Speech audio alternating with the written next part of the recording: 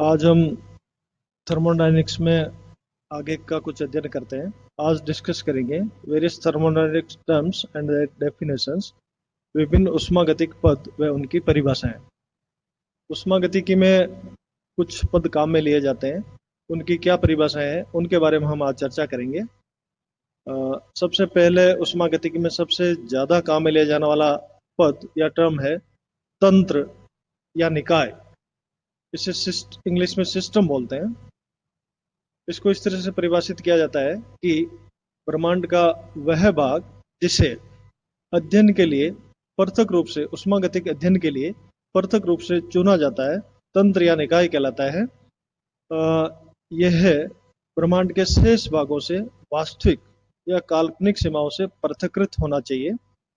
जैसे एक पात्र में गैस भरी हुई है और हमें ये देखना है कि गैस का ताप क्या है, दाब क्या है, आयतन क्या है, ये हमें अध्ययन करना है। तो गैस हमारे लिए तंत्र है, लेकिन इस गैस के अलावा पात्र की दीवारें, बाकी चीजें हमारे लिए प्रतिवेश है। यहीं से दूसरा शब्द चलता है प्रतिवेश या पारिपार्श्विक या परिवेश। अंग्रेजी में इसे कहते हैं सराउंडिंग्स। ब्रह्मांड में तंत्र के अलावा जो शेष भाग है वो प्रतिवेश कहलाता है। तो हम ये कह सकते हैं कि तंत्र और प्रतिवेश मिलकर के ब्रह्मांड का निर्माण करते हैं, या जो ब्रह्मांड है उसमें से तंत्र को हटा दिया जाए तो जो भाग बचता है वो प्रतिवेश या पारिपार्श्विक या परिवेश कहलाता है। जैसे अभी हम चर्चा कर रहे थे कि एक पात्र में या सिलेंडर में गैस भरी हुई है और गैस का हमें अध्ययन करना है कि उसका ताप, दाब, आयतन क्या है। तो गैस हमारे लिए तंत्र है, लेकिन पात्र की दीवारें, ये सब मिलकर के प्रतिवेश है, और गैस, पात्र की दीवारें, ये पूरा हमारे लिए ब्रह्मांड है। तो उष्मागतिकी में हम इन दो शब्दों को बार बार काम में लेते हैं, एक तो तंत्र और दूसरा प्रतिवेश। अब हम चलते हैं कि तंत्र जो होते हैं वो कितने प्रकार के होते हैं। तो तंत्र को 5 भागों में वर्गीकृत करते हैं। सबसे पहला है खुला तंत्र। तो अपन कहते हैं खुले तंत्र की ओपन सिस्टम। ऐसा तंत्र जिसमें तंत्र व प्रतिवेश के मध्य द्रव्य व ऊर्जा दोनों का विनिमय होता है, वह खुला तंत्र कहलाता है, ओपन सिस्टम कहलाता है। जैसे कि एक पात्र है और उसमें मैंने गर्म जल रख दिया, तो हम जानते हैं कि पात्र और गर्म जल के मध्य ऊर्जा का विनिमय होगा, और पात्र खुला है तो प्रतिवेश के साथ द्रव्य का भी विनिमय होगा। अतः ये एक खुले तंत्र का उदाहरण। ऐसे ही दूसरा तंत्र का प्रकार है बंद तंत्र, क्लोज सिस्टम। यदि तंत्र व प्रतिवेश के मध्य केवल ऊर्जा का विनिमय होता है लेकिन द्रव्य का विनिमय नहीं होता, तो इसे बंद तंत्र, क्लोज सिस्टम कहा जाता है। जैसे एक बंद पात्र में गर्म जल रखा हुआ है, यानी जल वाष्प तंत्र है, तो अपन ये जानते हैं कि बंद पात्र में यदि गर्म जल को रखा है तो पात्र जो कि प्रतिवेश है, पात्र और जल जो कि तंत्र है, इन गर्म जल जो कि तंत्र है, इन दोनों के मध्य ऊर्जा का विनिमय तो होगा, लेकिन यहाँ पात्र बंद होने के कारण द्रव्य का कोई विनिमय नहीं होगा, इसलिए बंद तंत्र है। ऐसे ही तीसरा प्रकार है आइसोलेटेड सिस्टम, विलगी तंत्र। यदि तंत्र और प्रतिवेश के मध्य न तो द्रव्य और न ही ऊर्जा, इन दोनों का ही विनिमय नहीं होता, तो इसे विलगी तंत्र, आइसोलेटेड सिस्टम कहा जाता है। जैसे थर्मस फ्लास्क में गर्म जल रख दिया, तो अपन जानते हैं कि थर्मस फ्लास्क और गर्म जल, इन दोनों के मध्य ऊर्जा का विनिमय नहीं होगा, यानी ताप का विनिमय नहीं होता, और ये बंद है थर्मस फ्लास्क, इसलिए यहाँ द्रव्य का भी विनिमय नहीं होगा, इसलिए एक विलगी तंत्र का उदाहरण है। ऐसे ही तंत्र का अगला प्रकार है होमोजेनियस सिस्टम, समांगी तंत्र। यदि किसी तंत्र के प्रत्येक भाग का कंपोजिशन, संगठन समान हो, अर्थात तंत्र के प्रत्येक भाग का रंग, रूप, स्वाद एक सा हो, या हम ऐसे भी कह सकते हैं कि यदि किसी तंत्र में केवल एक ही प्रावस्था हो, प्रावस्थाओं की संख्या एक हो, तो ऐसा तंत्र समांगी तंत्र कहलाता है। जैसे हम जल और अल्कोहल को मिलाते हैं, यह पदार्थ हमने दो लिए लेकिन ये दोनों मिलकर एक ही प्रावस्था का निर्माण करते हैं, यानी इनको विभाजित करने वाली कोई स्पष्ट सीमा रेखा नहीं है। इनको अपन सामान्य भौतिक विधियों से पृथक नहीं कर सकते, तो मैं कहूंगा कि इसमें एक प्रावस्था है, और प्रावस्था एक होती है तो वो हमेशा समांगी तंत्र कहलाता है, होमोजेनियस सिस्टम कहलाता है।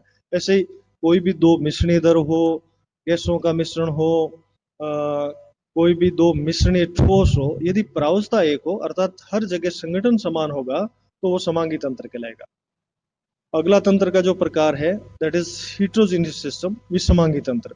यदि किसी तंत्र के किसी तंत्र में अलग अलग भागों पर संगठन अलग अलग हो, कंपोजिशन डिफरेंट हो, तंत्र हर जगह रंग रूप स्वाद में एक सा नहीं हो, या तंत्र में प्रावस्थाओं की संख्या एक से अधिक हो, तो ऐसा तंत्र विषमांगी तंत्र कहलाता है। जैसे हमने जल और कार्बन टेट्राक्लोराइड को मिला दिया तो हम देखेंगे कि ये दोनों अमिश्रणीय हैं। जल और कार्बन टेट्राक्लोराइड को विभाजित करने वाली स्पष्ट सीमा रेखा है, इनको भौतिक रूप से सुस्पष्ट किया जा सकता है। इनके बीच एक पृथक करने वाली सीमा है, और इनको भौतिक विधियों से अपन पृथक कर सकते हैं। तो मैं कहूँगा कि यहाँ दो प्रावस्थाएं हैं, यानी एक से अधिक जब प्रावस्थाएं हो जाती है तो उसको विषमांगी तंत्र कहते हैं। जैसे अपन ने चर्चा की, जल और कार्बन टेट्राक्लोराइड हो, जल क्लोरोफॉर्म हो, और भी जल के साथ कोई अमिश्रणीय द्रव मिला दिया जाए, एक से अधिक मिला दिया जाए, तो अमिश्रणीय ठोस हो, तो ये विषमांगी तंत्र का उदाहरण। ये तो हमने पढ़ा कि तंत्र क्या होता है, चर्चा की कि तंत्र क्या होता है, प्रतिवेश क्या होता है, तंत्र कितने प्रकार के होते हैं। हमने समझा कि खुला तंत्र, बंध तंत्र, विलगित तंत्र, समांगी तंत्र और विषमांगी तंत्र। अब अपन चर्चा करते हैं कि तंत्र की अवस्था, स्टेट ऑफ द सिस्टम। किसी भी तंत्र को पूर्णतया प्रदर्शित करने के लिए जिन चरों वेरिएबल्स की आवश्यकता होती है उन्हें अवस्था के चर कहा जाता है, वेरिएबल्स ऑफ स्टेट कहा जाता है। और उष्मागतिकी में किसी तंत्र को पूर्णतः व्यक्त करने के लिए चार चरों ताप, दाब, आयतन और संगठन, pressure, temperature, volume and composition, इनकी जरूरत पड़ती है, तो इन्हें हम अवस्था के चर कहते हैं। यदि किसी तंत्र के लिए इन चारों के मान ताप, दाब, आयतन और संगठन के मान निश्चित है तो कहा जाता है कि तंत्र की अवस्था निश्चित है या तंत्र एक निश्चित अवस्था में। यदि इनमें से किसी भी एक गुण में परिवर्तन होता है तो हम कहेंगे कि तंत्र की अवस्था में परिवर्तन हो गया, तंत्र की अवस्था बदल गई। उष्मागतिकी में ये चार यदि किसी तंत्र के लिए ज्ञात हो तो अपन कहेंगे कि वो एक निश्चित अवस्था में है। यदि हमारे पास गैसीय तंत्र है तो गैसीय तंत्र के लिए हम जानते हैं कि उसका संगठन हमेशा समान रहता है, तो वहां केवल हमें तीन ही चरों ताप, दाब और आयतन की जरूरत पड़ती है उसको पूर्णतः व्यक्त करने के लिए। और इन तीन में से भी यदि हमें किन्हीं दो के मान ज्ञात है, मान लीजिए दाब और आयतन का मान ज्ञात है तो ताप का मान ज्ञात हो जाएगा, ताप और आयतन ज्ञात है तो दाब का मान ज्ञात हो जाएगा। तो ये जो जिनके ज्ञात है ये वेरिएबल्स है, और जिसका मान इनके ऊपर निर्भर करता है वो परचर तंत्र हो गया, वो इनवेरिएबल है, उसका हमें मान ज्ञात हो जाता है। लेकिन यदि गैस के अलावा कोई तंत्र है तो उसके लिए हमें इन चारों ही चरों ताप, दाब, आयतन और संगठन, इन चारों की जरूरत पड़ती है। और ये ज्ञात होने पर अपन कहते हैं कि तंत्र एक निश्चित अवस्था में है। सामान्य रूप में अवस्था जो अपन चर्चा करते हैं वो भौतिक अवस्था होती है, ठोस, द्रव, गैस, ये भौतिक अवस्था है। लेकिन उष्मागतिकी में अवस्था का मतलब जब किसी तंत्र के लिए ताप, दाब, आयतन और संगठन ज्ञात हो तो अपन कहते हैं कि तंत्र एक निश्चित अवस्था। ऐसे ही उष्मा अगला हम लेते हैं, अगला पद है उष्मागतिक साम्य। यदि समय के साथ तंत्र के किसी प्रेक्षणीय गुण, ऑब्जर्वेबल प्रॉपर्टी या मैक्रोस्कोपिक प्रॉपर्टी, स्थूल गुणों में समय के साथ कोई परिवर्तन नहीं होता तो कहा जाता है कि तंत्र उष्मागतिक साम्य की स्थिति में है। उष्मागतिक साम्य तीन प्रकार के होते हैं। एक है रासायनिक साम्य। यदि किसी तंत्र के प्रत्येक भाग का संगठन समान है, कंपोजिशन समान है, या समय के साथ संगठन में परिवर्तन नहीं होता तो कहा जाता है कि तंत्र रासायनिक साम्य की स्थिति। ऐसे ही दूसरा होता है तापीय साम्य। यदि तंत्र के प्रत्येक भाग का ताप समान है, या कह सकते हैं कि तंत्र के एक भाग से दूसरे भाग में उष्मा का प्रवाह नहीं होता, तो कहा जाता है कि तंत्र तापीय साम्य की स्थिति। ऐसे ही तीसरा उष्मागतिक साम्य का प्रकार है, एक हमने पढ़ा रासायनिक साम्य, दूसरा हमने चर्चा की तापीय साम्य, और तीसरा होता है यांत्रिक साम्य। यदि तंत्र के प्रत्येक भाग का दाब समान रहता है, या तंत्र में एक भाग से दूसरे भाग में द्रव्य का गमन नहीं होता, अर्थात तंत्र की हर जगह सर्वत्र दाब समान रहता है, तो कहा जाता है कि तंत्र यांत्रिक साम्य की स्थिति में है। इस तरह से ये तीन तरह के उष्मागतिक साम्य हो गए, रासायनिक साम्य, तापीय साम्य, यांत्रिक साम्य। अब हम चर्चा करते हैं तंत्र के गुणों की। उष्मागतिक तंत्र के गुण दो प्रकार के होते हैं, या इन्हें दो भागों में विभाजित करते हैं। एक होते हैं मात्रात्मक या विस्तीर्ण, इनको इंग्लिश में बोलते हैं एक्सटेंसिव प्रॉपर्टीज, और दूसरे होते हैं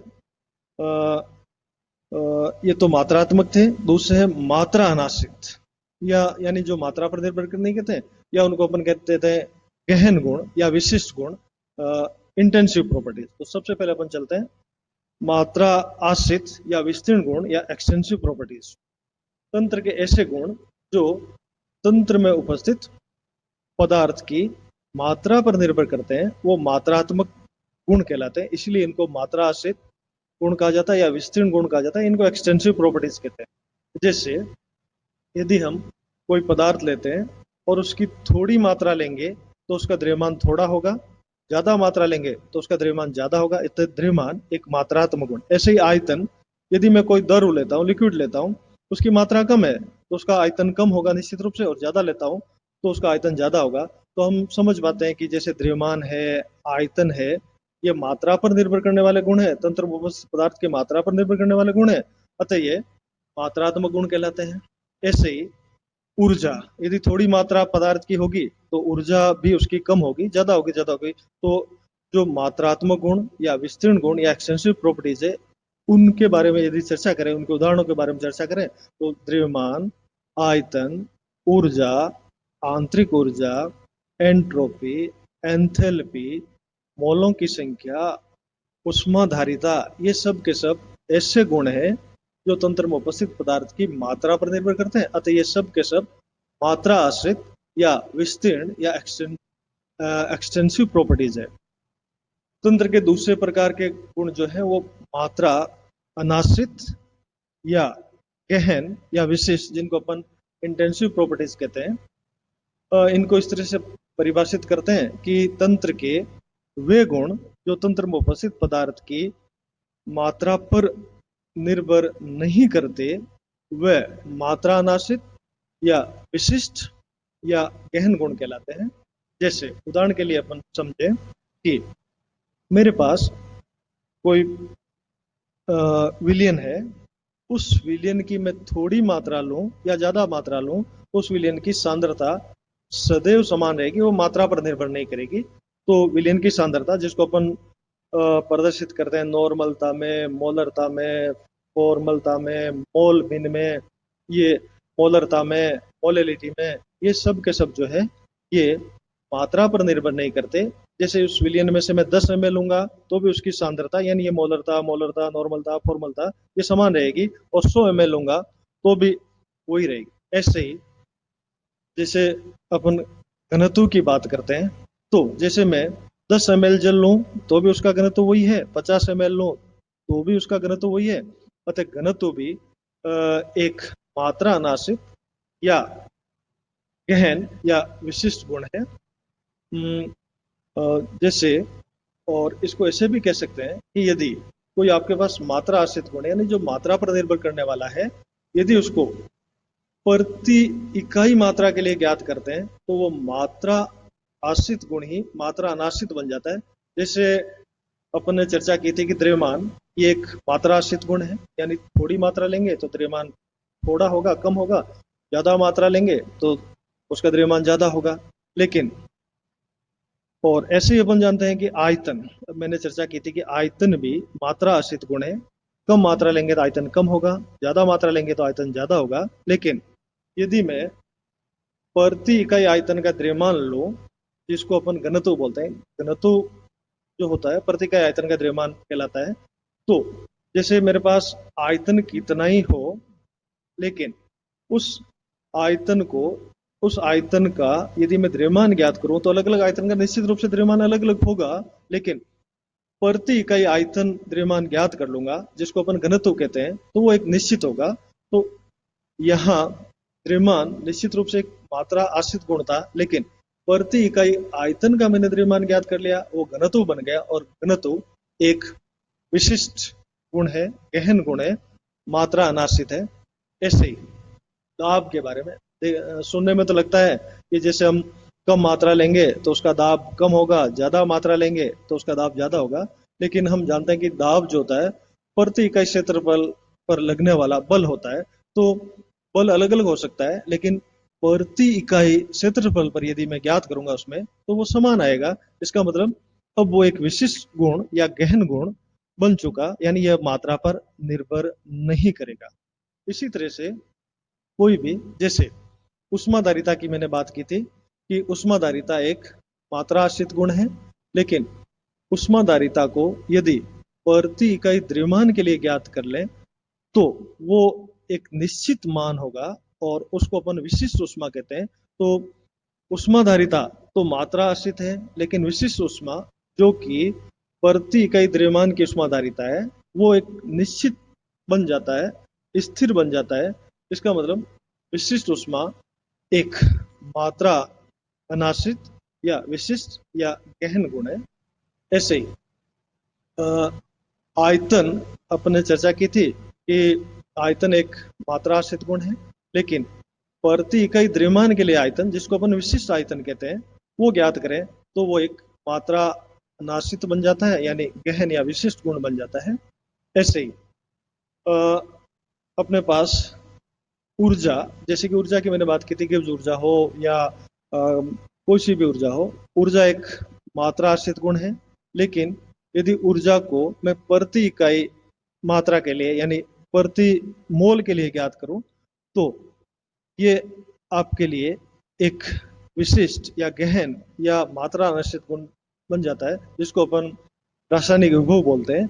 यानी प्रति इकाई मोलर द्रव्यमान के लिए यदि हम गिब्स ऊर्जा ज्ञात करें तो वो एक विशिष्ट गुण बन जाएगा। कहने का आशय यह है कि यदि आपके पास कोई मात्रा आश्रित यानी मात्रा पर निर्भर करने वाला गुण है, और उसको यदि हम प्रति इकाई मात्रा के लिए ज्ञात कर लें, तो वो मात्रा आश्रित गुण ही मात्रा अनाश्रित गुण बन जाता है। इस प्रकार ये तंत्र के दो प्रकार के गुण होते हैं जिनकी हमने चर्चा की। अब अपन चलते हैं ऊष्मागतिक प्रक्रम, थर्मोडायनेमिक प्रोसेस। वह प्रक्रिया या संक्रिया means the operation by which any system proceeds from one state to another state, यानी वह प्रक्रिया या संक्रिया जिसके द्वारा तंत्र एक अवस्था से दूसरी अवस्था में पहुंचता है, वह ऊष्मागतिक प्रक्रम कहलाता है। ऊष्मागतिक प्रक्रम भी कई प्रकार के होते हैं, उनकी हम चर्चा करेंगे। सबसे पहले अपन लेते हैं समतापी प्रक्रम। यदि कोई तंत्र एक अवस्था से दूसरी अवस्था में पहुंचता है, और इस पूरे प्रक्रम के दौरान यदि तंत्र का ताप स्थिर रहता है, तो इसे समतापी प्रक्रम कहा जाता है। समतापी प्रक्रम का आशय यह है कि उसमें तंत्र का ताप उस पूरी प्रक्रिया के दौरान स्थिर रहेगा। और यदि मान लीजिए कि वो ऊष्माक्षेपी प्रक्रम है, तो तंत्र अपना ताप स्थिर रखने के लिए ऊष्मा प्रतिवेश को दे देगा, यानी तंत्र का ताप स्थिर रहेगा। हाँ, प्रतिवेश को ऊष्मा दे देगा और तंत्र का ताप स्थिर रहेगा। ऐसे ही ऊष्मा शोषी प्रक्रम है, तो तंत्र अपना ताप स्थिर रखने के लिए प्रतिवेश से ऊष्मा ग्रहण कर लेगा, यानी पूरी प्रक्रिया के दौरान तंत्र का ताप जो है वो स्थिर रहेगा। यदि ताप को टी से, कैपिटल टी से प्रदर्शित किया जाए, तो समतापी प्रक्रम के लिए हम लिख सकते हैं कि dt इक्वल्स 0, मीन्स ताप कांस्टेंट रहता है। ऐसे ही एक प्रक्रम होता है रुद्धोष्म प्रक्रम। यदि तंत्र एक अवस्था से एडियाबेटिक प्रोसेस, यदि तंत्र एक अवस्था से दूसरी अवस्था में गमन करता है, पहुंचता है, और यदि उस पूरे प्रक्रम के दौरान तंत्र की ऊष्मा स्थिर रहती है तो इसे रुद्धोष्म प्रक्रम कहा जाता है। मान लीजिए कि तंत्र का एक अवस्था से दूसरी अवस्था में गमन ये ऊष्माक्षेपी प्रक्रम है। तो यहाँ ऊष्माक्षेपी प्रक्रम है तो तंत्र और प्रतिवेश के बीच में ऊष्मा का विनिमय नहीं होगा, यानी तंत्र प्रतिवेश को ऊष्मा नहीं देगा। इस कारण तंत्र के ताप में वृद्धि हो जाएगी, जबकि समतापी प्रक्रम में ताप स्थिरता। ऐसे ही यदि ऊष्मा शोषी प्रक्रम है तो यहाँ तंत्र और प्रतिवेश के बीच में ऊष्मा का विनिमय नहीं होगा, और ऊष्मा शोषी प्रक्रम होने की स्थिति में तंत्र के ताप में कमी हो जाएगी। ऊष्मा शेपी होने पर तंत्र के ताप में वृद्धि हो जाएगी, ऊष्मा शोषी होने पर तंत्र के ताप में कमी हो जाएगी, लेकिन तंत्र और प्रतिवेश के बीच में ऊष्मा का यहाँ विनिमय नहीं होता। तो कहा जा सकता है कि सम इस रुद्धोष्म प्रक्रम के लिए यदि हम ऊष्मा हीट को स्मॉल क्यू से डिनोट करें तो मैं कह सकता हूँ कि डी क्यू इक्वल्स 0, यानी पूरे प्रोसेस के दौरान ऊष्मा स्थिर रहती है। हाँ, यहाँ ताप में परिवर्तन हो सकता है, जबकि समतापी प्रक्रम में ताप स्थिर था, और तंत्र ताप अपना स्थिर रखने के लिए यदि ऊष्मा शोषी है तो प्रतिवेश को ऊष्मा दे देता है, और ऊष्मा शोषी है तो वो ले लेता है, यानी ताप स्थिर रहता है, जबकि यहाँ ताप में परिवर्तन होता है। ये हम चर्चा कर हमने की समतापी प्रक्रम, रुद्धोष्म प्रक्रम। ऐसे ही एक होता है समदाबी आइसोकोरिक आइसोबारिक प्रोसेस। समदाबी आइसोबारिक प्रोसेस, यदि तंत्र एक अवस्था से दूसरी अवस्था में गमन करता है और इस दौरान यदि दाब समान रहता है तो इसे आइसोबारिक समदाबी प्रक्रम कहा जाता है। जैसे पानी लिया, पानी को गर्म किया, और हम जानते हैं कि यहाँ सतह पर एक वायुमंडलीय दाब है, एक वायुमंडलीय दाब पर पानी का क्वथनांक 100 डिग्री सेंटीग्रेड है, और वही पानी जब वाष्प में बदलता है तो भी उसका दाब एक एटमॉस्फेयर, एक वायुमंडलीय दाब ही है। तो हम कह सकते हैं कि ये एक समदाबी प्रक्रम का उदाहरण है। तो हमने चर्चा की समतापी आइसोथर्मल, फिर हमने बात की रुद्धोष्म एडियाबेटिक प्रोसेस, फिर हमने चर्चा की समदाबी आइसोबारिक प्रोसेस। अब हम बात करते हैं सम आयतनी आइसोकोरिक प्रोसेस। यदि तंत्र एक अवस्था से दूसरी अवस्था में जाता है, एक अवस्था से दूसरी अवस्था में गमन करता है, और इस दौरान यदि तंत्र का आयतन निश्चित रहता है तो इसे समायतनी आइसोकोरिक प्रोसेस कहा जाता है। यदि आयतन को V से डिनोट करें तो हम कह सकते हैं कि in this process dV equals 0, dV बराबर 0 होगा। ऐसे प्रक्रम भी बहुत से हैं, और जैसे हम दहन ऊष्मा का निर्धारण करते हैं तो बम कैलोरीमीटर की सहायता से सब ज्ञात करते हैं, तो उसमें जो पदार्थ का दहन करते हैं तो ये एक आइसोकोरिक प्रोसेस का उदाहरण है, जिसको हम आगे हीट ऑफ कंबस्टन दहन ऊष्मा में विस्तार से पढ़ेंगे। ऐसे ही अभी तक हमने चर्चा की है समतापी आइसोथर्मल, रुद्धोष्म एडियाबेटिक, फिर समदाबी आइसोबारिक, फिर समायतनी आइसोकोरिक। ऐसे ही एक होता चक्रीय प्रकार साइक्लिक प्रोसेस। तो यदि कोई तंत्र अपनी प्रारंभिक अवस्था से होकर विभिन्न माध्यमिक अवस्थाओं से गुजरते हुए पुनः मूल अवस्था में लौट आता है तो इसे चक्रीय प्रक्रम कहा जाता है। यानी तंत्र प्रारंभिक अवस्था से चला, विभिन्न माध्यमिक अवस्थाओं से गुजरते हुए अपनी प्रारंभिक अवस्था में, जो अंतिम अवस्था है वो उसकी प्रारंभिक अवस्था ही है, यानी प्रारंभिक अवस्था में आ जाता है तो इसे साइक्लिक प्रोसेस चक्रीय प्रक्रम कहा जाता है। ये हमने साइक्लिक प्रोसेस के बारे में समझा। अब हम चर्चा करते हैं कि ये जो प्रक्रम था, प्रोसेस था, उसका पथ क्या है, what is the path of process. तो हम ये कह सकते हैं कि कोई तंत्र अपनी प्रारंभिक अवस्था से अंतिम अवस्था तक जिन विभिन्न माध्यमिक अवस्थाओं से होकर गुजरता है, तो प्रारंभिक अवस्था से लेकर अंतिम अवस्था और ये जो बीच की माध्यमिक अवस्था है, इस सब को अपन उस परिक्रम का पथ कहेंगे, पाथ ऑफ द प्रोसेस कहेंगे। जैसे मैंने 100 ml जल लिया, this is in liquid state, मैंने 100 ml जल लिया और 25 डिग्री सेंटीग्रेड ताप है, एक वायुमंडलीय दाब है। अब मैंने दाब को स्थिर रखा है और वो 100 ml जल है, उसका ताप मैंने 25 से 50 डिग्री सेंटीग्रेड कर दिया, 50 डिग्री सेंटीग्रेड कर दिया, तो मैं कहूंगा कि उसकी अवस्था बदल गई। अब मान लीजिए मैंने उसका 75 कर दिया, तो मैं कह दूंगा कि उसकी अवस्था बदल गई। मैंने 100 डिग्री सेंटीग्रेड कर दिया, तो मैं कह दूंगा कि अवस्था बदल गई। और मान लीजिए कि 100 डिग्री सेंटीग्रेड पर वो वाष्प में बदल रहा है और ये इसकी अंतिम अवस्था है। तो जो मैंने 100 ml जल लिया, एक वायुमंडलीय दाब पर था और 25 डिग्री सेंटीग्रेड से शुरू किया, तो इस 25 डिग्री सेंटीग्रेड से लेकर के एक वायुमंडलीय दाब पर यह जल वाष्प में बदल रहा है। तो ये पूरा उस परिक्रम का पथ, this is the path of that process, ये परिक्रम का पथ कहलाएगा। ये हमने विभिन्न उष्मागतिक परिक्रमों की चर्चा की। ऐसे ही एक होता है उत्क्रमणीय और अनुत्क्रमणीय परिक्रम, इसकी चर्चा हम अगले टॉपिक, अगला जो डिस्कशन का दिन आएगा उस दिन करेंगे। धन्यवाद।